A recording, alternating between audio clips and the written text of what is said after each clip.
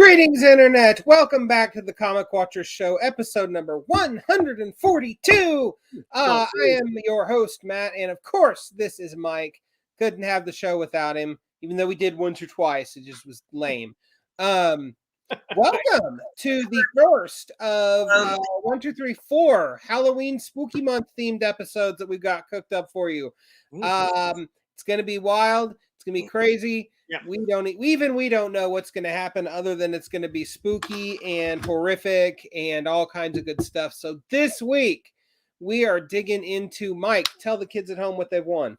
We are going to be talking about horror, the genre itself, what appeals us to horror. Probably going to dig into some icons of horror, be it characters, maybe some directors, really just no holds barred when it comes to one of the most, I guess, wide genres out there, really, because it covers the campiness, it covers the cheesiness, there's body horror, there's psychological stuff. So I mean, there's plenty to get into, and I'm sure that obviously we're not going to get into everything this episode, but plenty to get into in the rest of the month.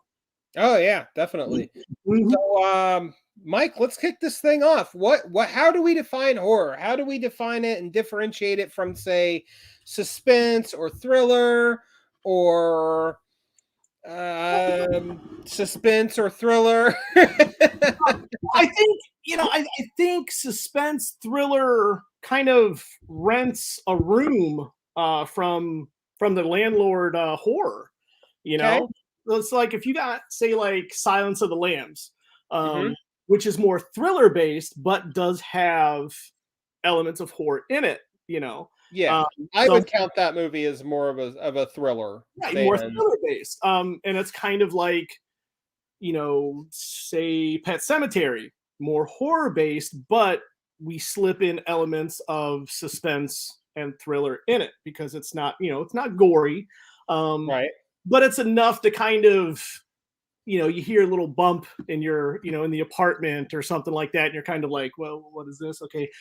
Cut a few extra lights on type things. So yeah, I think in horror to me as a genre is so broad, it's like a huge umbrella. Right. And you just get into different aspects of it. And I think that's what makes it so rich, so popular, is there's almost something for everybody in the genre, Sure. And if you want to go back and just talking solely about film, yeah, the classic Universal movie monsters are horror. But if you watch those movies, there are macabre elements and supernatural elements, but not anywhere near in the same park as like a slasher movie or something like Us, right? Right.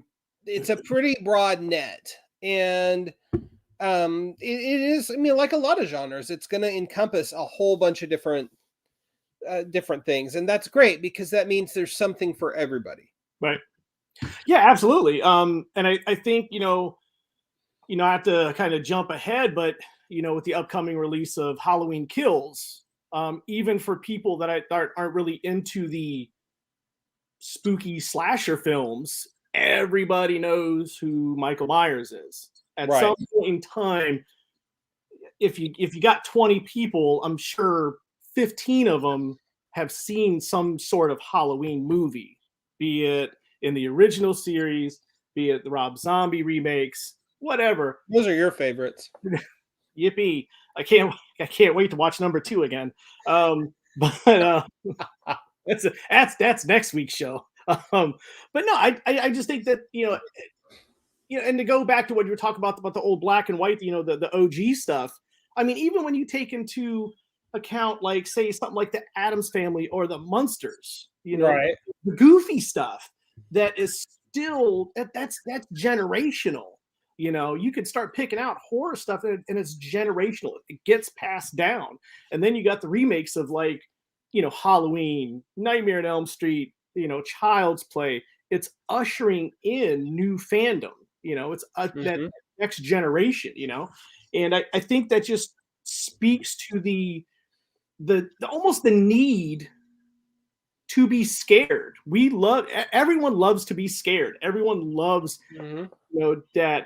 that release, and then when you start bringing in, why? Right. Why do we love to be scared? Because we love to be scared. Get deep. That edge. Well, it's the edge. I mean, think about it. It's one thing to look at, say, Friday the 13th, right? You got Jason Voorhees, big, just gorilla, juiced looking dude sawing people down with a machete. Okay, the brain's going to go, well, it's not real. We know it's not real, but there's still elements. Okay. But what happens when we bring in real life elements? Psycho, Absolutely that could happen. That happens, right? There's tons of sick MFs out there, that dig into that stuff. Take Nightmare on Elm Street. Obviously, we know, 100%, burned up, dream demon isn't gonna happen. But how he comes to life, we do every day. We go to sleep, we dream, be it about good stuff, be it about bad stuff. So while you're seeing Freddy, take his hand through the tub, or he's coming through the TV. Yeah, Freddy Krueger isn't real, but the fact that we all have to sleep, we all have to dream, that's real. So your brain is already processing that Freddy not real, but wait a second, I got to dream, I got to fall asleep. That's how he's activated. That's how he comes to life, and how many times have we had these dreams to where we're waking up, we don't know where we are. We have dreams as adults that scare the shit out of us, that kind of, we're reaching for, a quick shot of bourbon at 2 a.m. because we can't get back to sleep. We had some type of rough dream. And I think that's what people love. People love that escapism when they can turn on, Texas. It's like flirting with danger, but danger that can't actually harm you. Right. No one's sitting here and wanting to wield a chainsaw, like Leatherface. Maybe, I don't know. You never know. Texas. Yeah, it is Texas. But I think there's just that escapism where we can watch that and we know it's not real, and it just kind of just gives us that deep exhale of watching, be it from Child's Play to Train to Busan, Hostel, Pet Cemetery, whatever you got. There's so much to kind of just get into, and it's a great form of escapism that I don't think you see outside of reading books or reading comic books. I don't think no other genre gives you that escapism. That kind of that specific type. Right. That really takes your brain on that trip. We all laughed at Animal House and Talladega Nights and what have you, but there's not conventions celebrating Belushi's character Bluto, but there is conventions celebrating horror. There is, Mike Moran is going to be. He was the first Michael Myers in Halloween '78. He's going to be in Raleigh. God, how old is that guy now? I think he's in his 70s now. You'd have to be. Yeah. Yeah. He's going to be at a comic shop outside of Raleigh. So there's a reason why we're still centered on these characters. These characters are timeless. You could go all the way back to movies like, The Birds and White Zombie and, the MGM monster, the Universal monsters.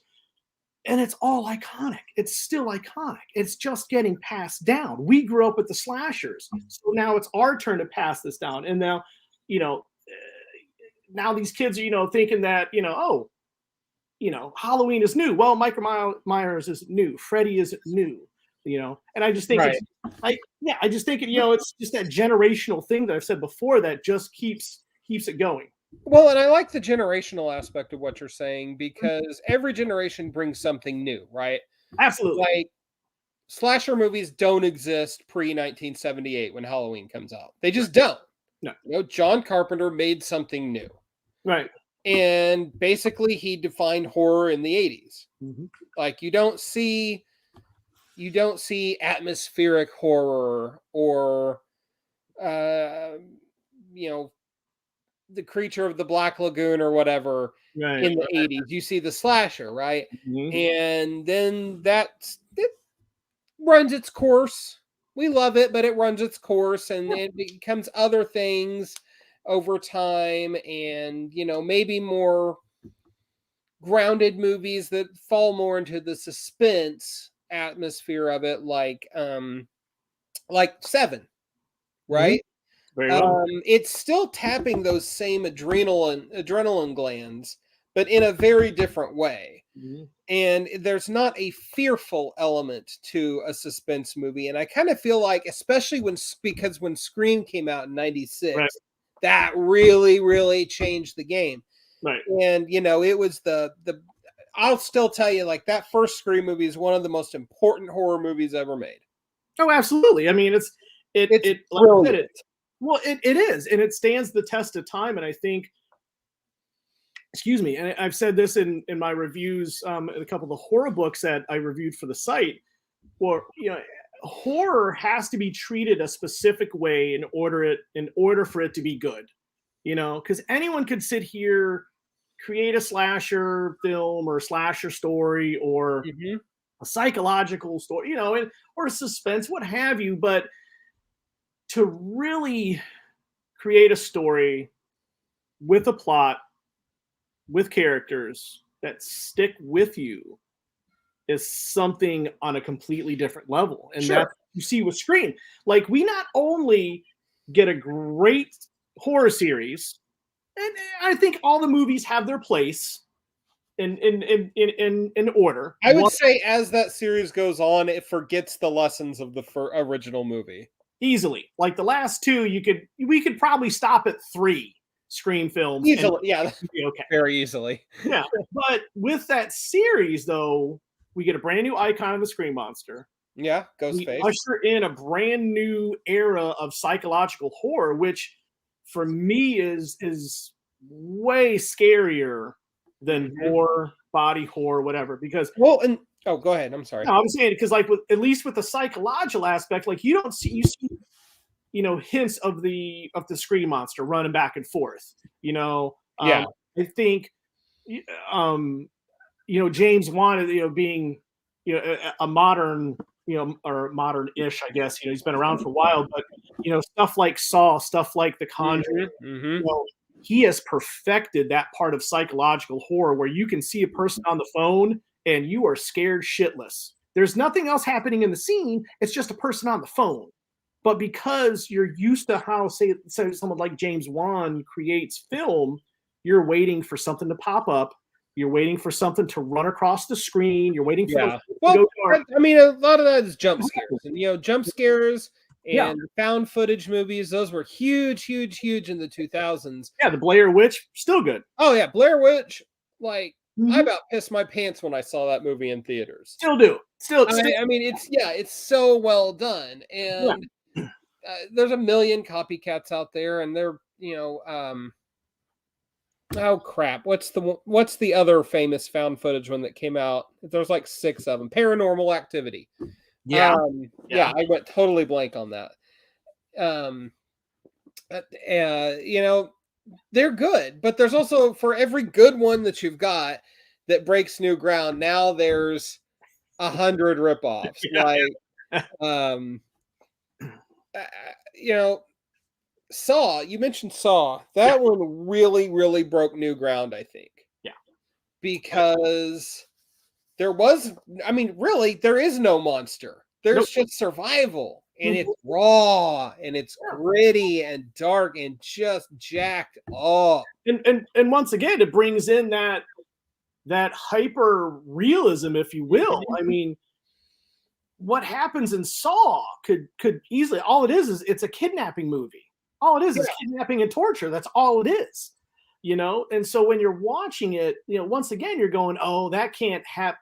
Wait a minute. No, because people get kidnapped all the time. Yeah. Wait a second. There's sadistic MFs out in the world. Like, wait. Okay, so this takes on a completely different level of scariness. Now we're not looking at some big gorilla in a hockey mask. or running around an apartment in Chicago because, you know, a possessed doll has a knife, you know, like this, like Saw could really fucking happen, you know? And I think what Saw does great is it dives into the human will and how bad you want to survive. How bad do you want out? Are you just going to kind of give up? Like, you know what?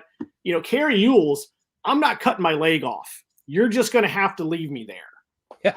I'll figure it out in the afterlife.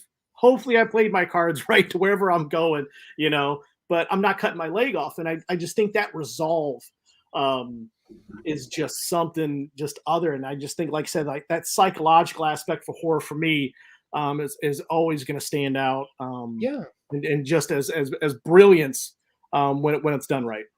Yeah, absolutely. When it's done wrong, it's schlocky, it's forgettable, it's cheap, it's lazy. But guess what? You can say that about basically any genre. Oh, absolutely. Yeah. Yeah. So, I mean, horror gets dumped on a lot because I think it's a lot easier to do lazy horror than it is a lot of other genres. Because, I mean, take the worst of the Friday the 13th series. There's no plot. You don't have to have even a semblance of a plot. You just have to have Jason running around killing people, right?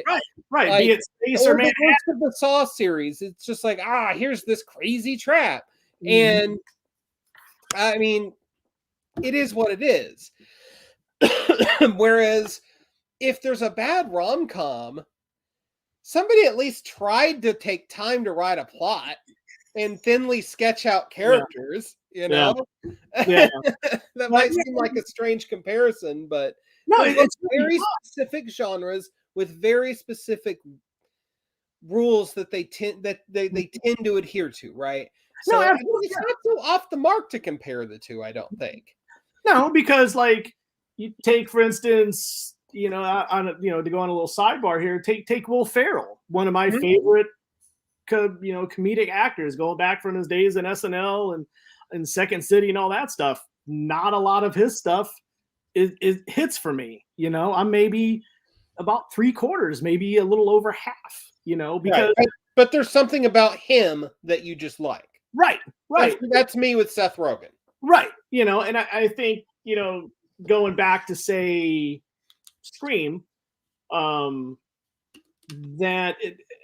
I think as the movies got on, that want to not be so much edgy or reinvent Scream and the story, but tell something that, you know, is a little different. I'm going to try something new rather than kind of stick to that formula of what works. It may not have been obviously like take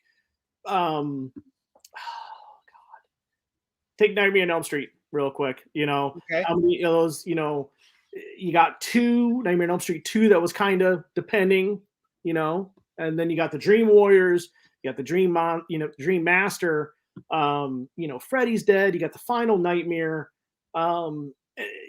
We see Freddy get reinvented, but it's not always because they were always trying to jump on, well, he's a horror guy, but he talks and he's kind of funny from time to time. So let's work on that. So the makeup kind of got worse and worse.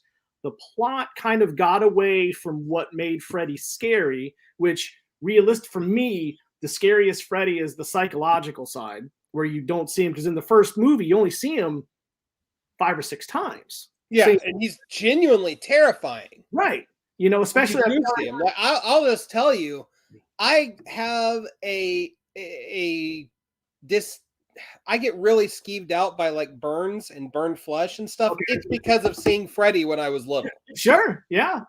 Like that is the underlying root cause of me being skeeved out by burn victims and stuff. Like I feel bad about it. Don't get me wrong, but I mean, it just it hits something at the core of my being, and I just and it's because I saw Freddy too young.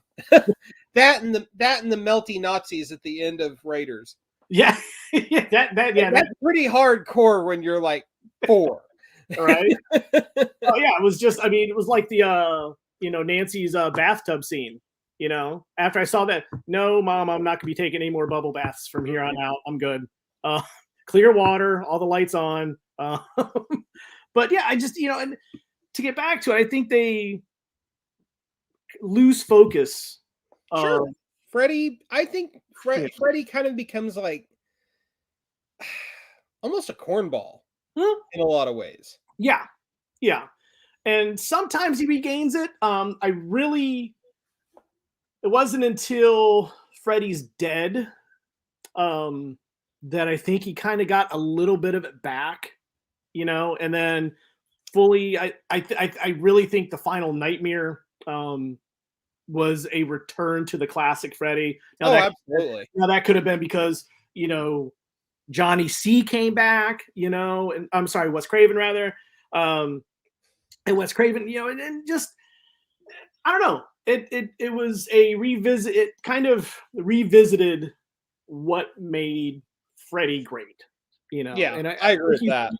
With any That and Jason Goes to Hell yeah are yeah two pretty cool movies yeah. Jason Goes to Hell. It wasn't too in bad. different ways. Yeah, yeah. I think Jason to me has always been so different out of the big three, if you will, because like I said, he is just that gorilla dude. He doesn't care. Everyone's getting mowed down. Yeah. He just like you killed Mom. You were rude to Mom, and he is the best mama's boy there ever is.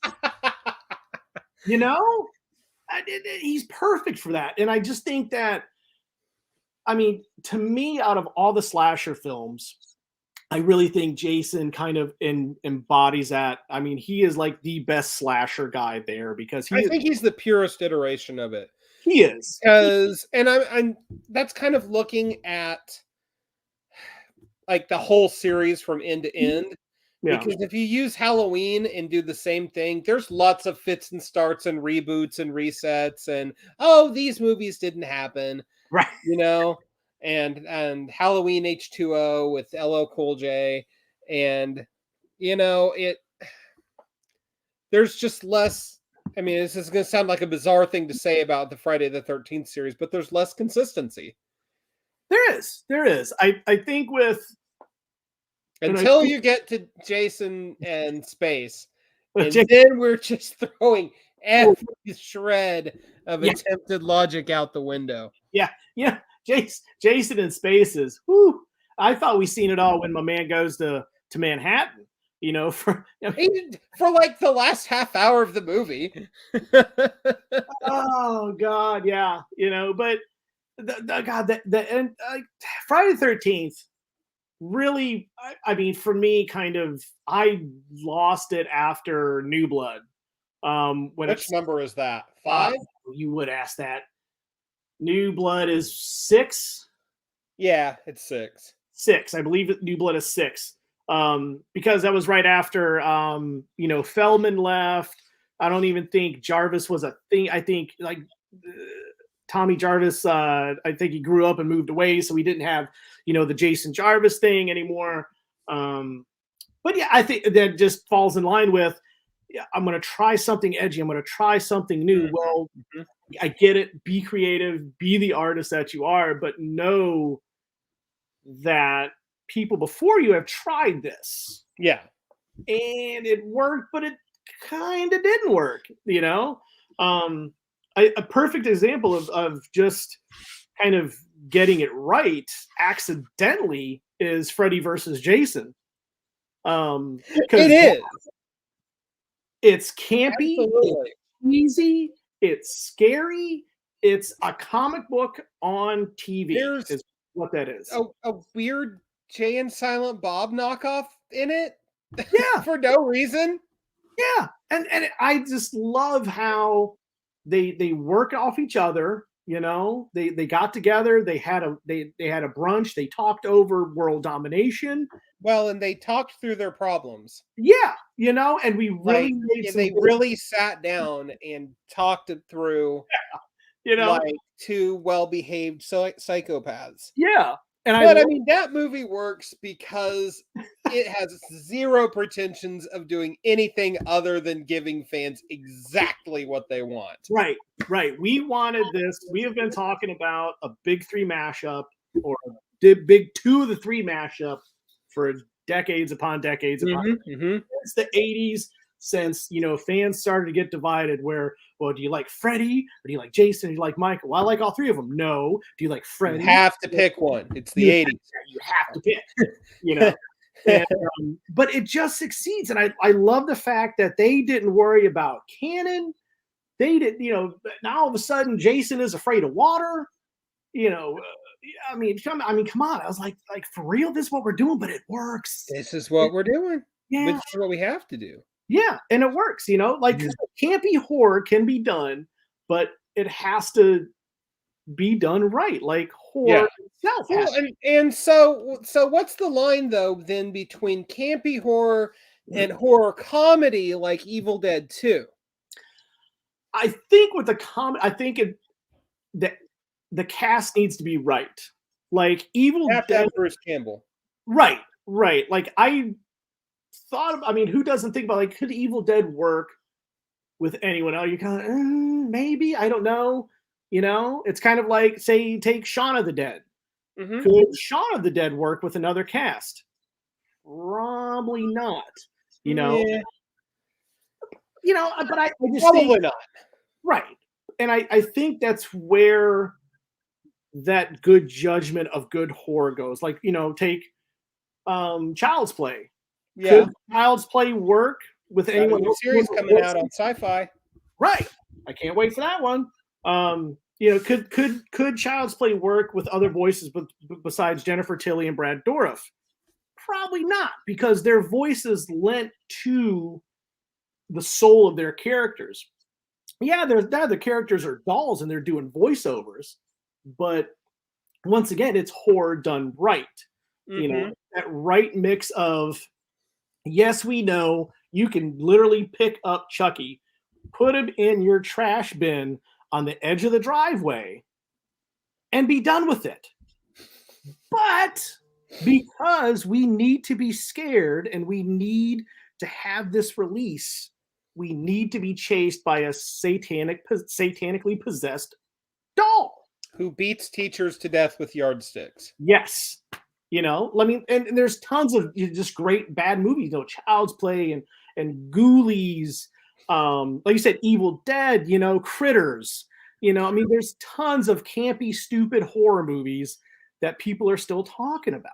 And I love that fact. I love the fact that, I love the fact that there has basically, since when did the first Child's Play come out? 1988? There's been a roughly regular succession of Child's Play movies. Like every few years, there will be another one cranked out.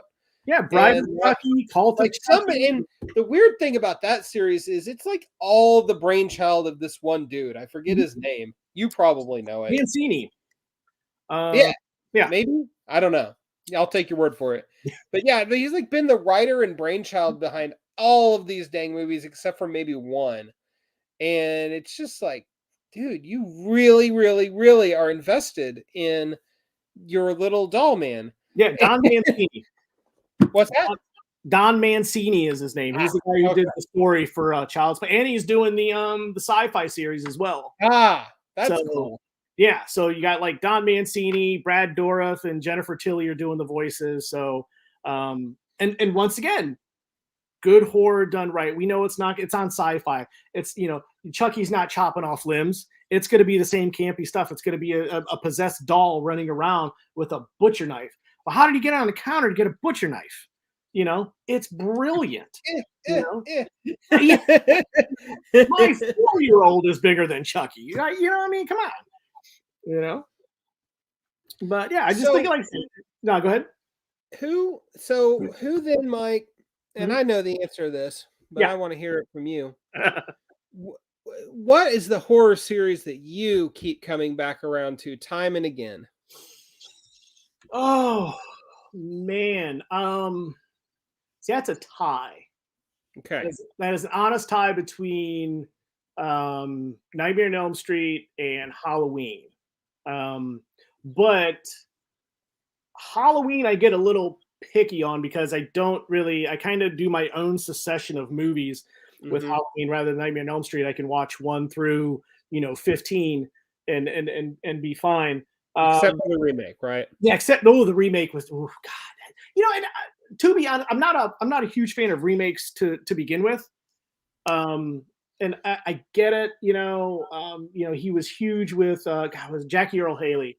At the time, I don't think Jackie Earle Haley was a bad Freddy at all. No, I think he's like, what if we took any charm and out of Freddy and just made him straight up evil? Right. And I just think the script, I didn't like the writing of it. Yeah. I'm sure, I mean, actor-wise, Jackie Earle Haley's fine. I mean, he's been doing he's a great actor. Yeah, he's been doing it for years for a reason. But I just think, I don't know, remakes for Legacy are always so sketchy. Amityville Horror, I think, is probably one of the better horror remakes that they did. But yeah, but anyway, to get back to the original question, I would say if I'm going to sit and watch something like the whole series, it's probably going to be Nightmare on Elm Street. Okay. But I will say that overall, I want to say, like, entertainment wise, would be Halloween, and except for the third one. Yeah, well, that shouldn't be named Halloween. That, I think, if that was under any other name, it would be a fine science fiction-y horror type of movie, But just because it's Halloween 3, it follows Halloween 2, which is a huge beloved movie in the and just the conceit of starting the second one immediately where the first one ends. Right. And that's where we find out that Laurie is Michael's sister. So and the great hospital scenes of, the hot tub scene where Michael's just boiling people like he's making soup. I mean, come on, we can watch that stuff all day. Yeah. Yeah, I love the Michael Myers and Dr. Loomis patient doctor. It's damn near a Van Helsing and Dracula story on a sidebar with those two. Right. But yeah, I think overall entertainment value, I'll go with Halloween. But I think maybe scare value maybe sides with Nightmare on Elm Street a little bit. Because I gotta say, I think there's a little less predictability with whatever Freddy's going to do next. But the movies themselves in the original series tend more towards campiness as it goes on, like we were talking about. Freddy's potency is gradually lost throughout the course of that series. Sure it is. And I think, like, there was a break, like 2 on itself. I think aside from, Jesse's story and, the innuendos and what we found out, about that movie and stuff like that, and how he was treated, off script and all that stuff. I mean, that's for a different show, but then you go into, movies like The Dream Warriors, which I think is a phenomenal movie. It kind of harkens back to that original scariness of Freddy, especially the hotel scenes where he's puppeteering this kid and he has hands out of his feet and everything. We can't forget the classic line when he's hopping out of the TV and he's like, "Oh, welcome to prime time, bitch," and like he's in the TV now, he's this big worm and everything, but then we fall off a little bit. I don't think we really come back until the final Nightmare. Yeah. And you're absolutely right. I think that I think the subsequent writers of Nightmare on Elm Street, I think, glom on to wanting Freddy to be that campy character, and almost turn him into an Evil Dead-ish type of movie. Still good, still has its place, still very watchable years and years later, but you can't help to think, like, what could be? What if we still have the dialogue from Freddy, because that's been Robert Englund's thing with the character, right? Back on the you know, the jokes, and a lot of it's just misplaced. It's I have almost to wonder how much of that was Robert Englund's personality coming through. Like, did he have more control behind the scenes as the series went on? I know. Yeah, I would love to know. I mean, I know he was the one that brought up Freddy talking, and he did that when he auditioned for the part. And I know that part was him, but I always wondered that as well. As like, I wonder if he had like any creative control or say so with script, or he was just like, I'm gonna spend 6-8 hours in makeup, and I'm just gonna prance around and kill people in their sleep. Excellent. Whereas, Michael Myers, start to finish, regardless of movie, he's just straight just killing dudes. He is. So He is. we've got we got Freddy versus Jason, and it was good. Yeah. But I think, and in the movie addressed this in that it's a pretty lopsided fight depending on if you're in the real world or the dream world. Right. But you put Michael Myers and Jason in a boxing match together, all bets are off. I think so. I think this is where the finesse of Michael Myers comes in. Like Mike he doesn't mind, and this is what still scares the crap out of me. And I've seen these movies millions and millions of times, but the shape of Michael Myers, when it could be Laurie or, little Tommy Doyle, whoever looking out of the window, and you hear the little da-da-da, and then you see him, and then they look again, he's not there. Okay. And then now he's already down the street, killing some old lady, and all she did was want to make a ham sandwich, Yes. And I think that's just, he is so calculated. He doesn't mind kind of lurking in the bushes, and as far as Jason, he's just like a bull in a china shop. Everything's getting destroyed. That's my guy. He's mad. He's avenging his mom. And he's just so these kids. Yeah, Lee is just so pissed off. I think out of all the big three, he's the one that I would give a hug to. Put the machete down, bring it in for the real thing. Let's go have an IPA somewhere. Let's go talk about some stuff. I don't know if alcohol is what he needs. I think it does. I think he does. I think he needs an IPA with a bourbon shot or something. Because man. Dude, man, is just he's pissed. And we kind of go back to lots of different things being able to fit inside the horror genre. And you go back even before the Universal monsters to movies like Nosferatu and these monsters. Yeah, the silent movies themselves, the silent movies, and you start to peel back the layers on, well, where did this stuff start? And it all starts with folklore, really. And I think that the fact that you can trace horror as a genre clear back to the outer regions of ancient Carpathia or something, to weird werewolf-esque tales, is just endlessly fascinating to me, because that means that there's like a whole lineage and history that can be pulled on and changed up over and over and over and over again. And even when find new ways to do it, man, an American Werewolf in London, The Howling. Yeah. Oh, The Howling is, I mean, come on. 1981 was a good year for werewolf movies. Yeah. Even The Howling will make you laugh too. Oh, I mean, and it's funny because that big ass werewolf takes the phone and puts it down on the receiver. That is hysterical. Well, that is the two scenes that still baffle me. Is the phone scene. Obviously, he's just everything. Oh, okay, yeah. Steve's not here. I killed him. Thanks for calling. Bye. And then the intercourse scene by the bonfire. Oh yeah. Wait a second. Are we really putting this in?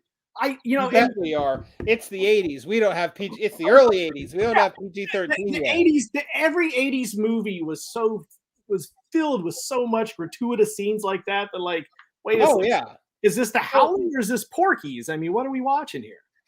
You know. Well, the 80s was a very horny decade on film, at least. Putting it mildly, yeah, sure. I mean, like you had to have the gratuitous nudity and gratuitous sex. You just had to. And it makes you wonder, like, what is the connection between the base urges of sex and the base urge to or desire to want to be scared in a horror movie? I mean, they're pretty closely related. Sure. Yeah, and I think that goes back, and also with that, the one thing another thing that I enjoy about the genre is that you take a movie like The Howling, and you look at it, and yeah, you can see the bad green screens or lack thereof. You can see the strings. It's just, in today's standards, you're going, oof, this is rough. But if you watch it going, we know this came out in 85. At the time, this was top horror cinema. You know? Oh, absolutely. The great thing about the 80s, you know, be it the slasher films, be it movies like The Howling or whatever, you know, it was such a great era because everything was new, because we were retelling the story of Dracula. We were retelling a werewolf story. We were invading your dreams with this burnt guy, you know? It's no longer. I mean, the 80s are known as the golden age of horror for a reason. Oh, absolutely. Absolutely. I mean, even Pinhead. Yeah. I mean, Hellraiser, we haven't even touched on Clive Barker, you know? I mean, I mean, it's madness with that decade of what we got and the foundation that was laid, because now it really paved way, because without that decade, you know, we don't have Eli Roth, we don't have James Wan, you know, we don't have any of those guys, you know, and we don't have Scream and Scream itself, because there's nothing for it to metatextualize. Right. You know, I mean, we thought, like, when we were kids and we were first watching, you know, The Birds and Psycho and stuff like that in the Universal, like, oh, this is really groundbreaking stuff. And then as we got a little older, and we're like, now we're getting into like Nightmare on Elm Street, you know, we're a little, you know, we're not watching it, you know, kind of like this, you know, as, you know, Freddy's coming through the TV and stuff. But, and then we kind of get, you know, acclimated to that. And we're like, well, wait, okay, now I get why people are so, you know, awestruck over Alfred Hitchcock stuff or the silent films, the Universal monsters, because they gave birth to this. You know, fast forward, why do people love, you know, the Scream franchise? Why do people love Saw? Why do people love Conjuring? The Conjuring, you know, all that stuff. It's because, you know, of the 80s. And it's the genre itself has such an interesting foundation and building blocks of how it got to where it is now, that there's a streaming service. We have Shudder now, which is totally great because it's only $5 a month. I mean, there's just so much to get into on that one. But without all these great building blocks, with the great movies, with the bad movies, we don't have what we have now, you know. And to me, I think that is such a beautiful aspect of the genre, because, you know, comedy, yeah, okay, we have Animal House, we have all this other stuff, that's fine. But like I said, no one talks about Animal House the way they talk about Michael Myers. Well, and I mean, all of this is only touching on film. It doesn't touch on prose, or anything other than, you know, anything else that's all sort of contributed to this melting pot. I mean, is Mary Shelley's Frankenstein published in what, the 1840s? Around that time, yeah. I mean, it's a building block. It's about, you know, it's more of a be careful with science kind of a story, but it's definitely an element of it. You know, Bram Stoker published Dracula in what, 1897? A few years ago, yeah. So And that type of stuff, you look at like movies like Reanimator. Oh, now we're talking. Right. You look at Reanimator, They Live, stuff like that. The Fog, even, the science fiction horror, that comes from Mary Shelley, that comes from Bram Stoker, that comes from that time of going, you don't have to be a slasher, you don't have to have horror that's up front. You can just kind of sneak it in, get a little suspense, but have a great plot, to have just great visuals of the time that still speak out, years and years and later. Who's still not watching Reanimator? They Live, The Fog, The Fly. I mean, yeah. Who doesn't love Jaws? Is Jaws a horror movie? Is it more thriller suspense? You don't see the shark, but psychologically it messes because now I hate the beach. You know what I'm saying? So yeah, it goes back to, there's just so many great building blocks to get into. It's like we haven't touched Stephen King yet. No, we haven't even. Yeah, Clive Barker, Stephen King, the book side of it. When I found out, I think the first horror movie I seen was Salem's Lot when I was young. Probably way too young that I should have been watching Salem's Lot. Yeah. But when I found out that there was a book about Salem's Lot, I was like, wait, you mean there's a book? They write books about movies? No, they make movies about books, right? And I'm like, no. And so then, like, Amityville Horror, the book, I start, get into that stuff. They read The Exorcist, and I still have nightmares about that goddamn movie.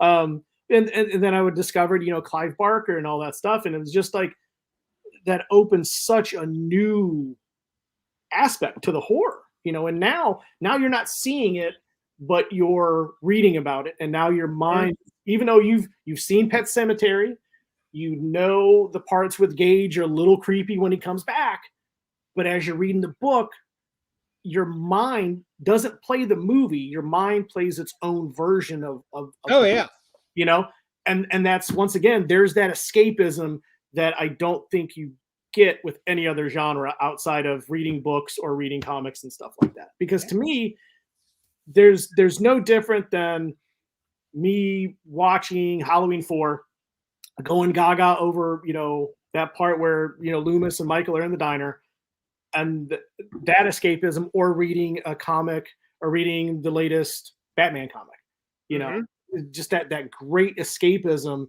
that really just kind of just exercises your psyche and your mind and your brain, and just allows you to just take that deep breath and go, okay, yeah, take the tie off, take the shoes off.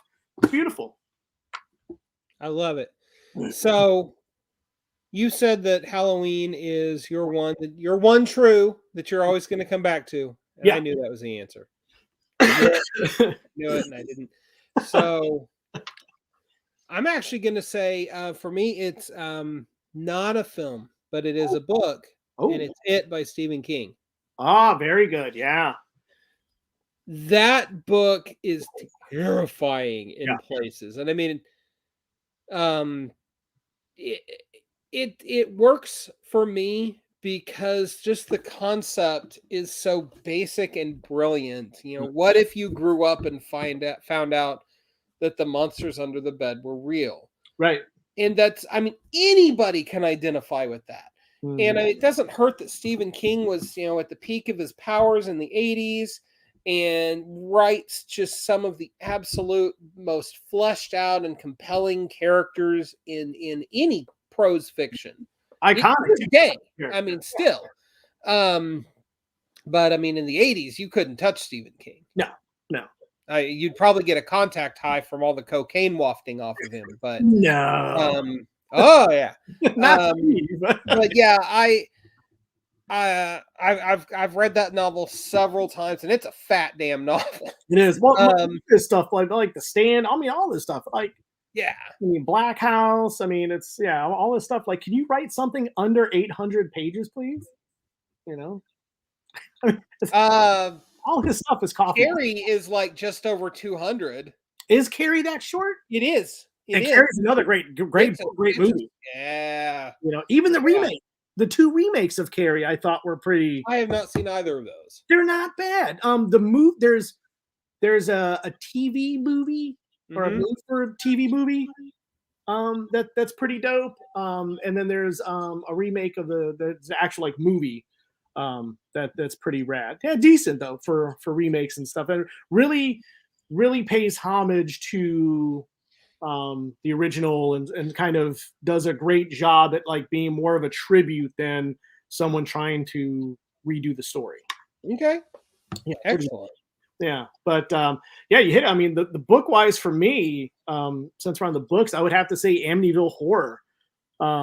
Just because when I was young and I read that book, probably too young to be reading Amityville Horror. The parts that even still get to me a little bit are when the son and the daughter, I think it's the daughter, who saw the pig and saw her little friend. They actually have the drawings that they did for the child psychiatrist and stuff like that. Or supposedly, depending on where you side with the story. Right. I've heard both arguments. But yeah, I think that book is still that's definitely one that I bought numerous times because covers ripped off, pages ripped. Yeah, Amityville Horror is still, regardless of what side you root for. I think the original movie gets too much flack. It didn't happen. Still a good damn movie. Oh, absolutely. How do you knock that one? Yeah. So still good.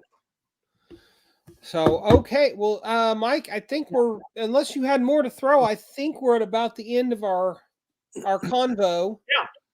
But this has been fun. We need to dive more into stuff of this nature. Hey, do another next week. Why, yes, we are. And I think next week for Halloween Hootenanny Part 2, we should dive into horror in comics, since this is technically a comic watchers show, not a movie watchers show. Yeah. Fooled you all.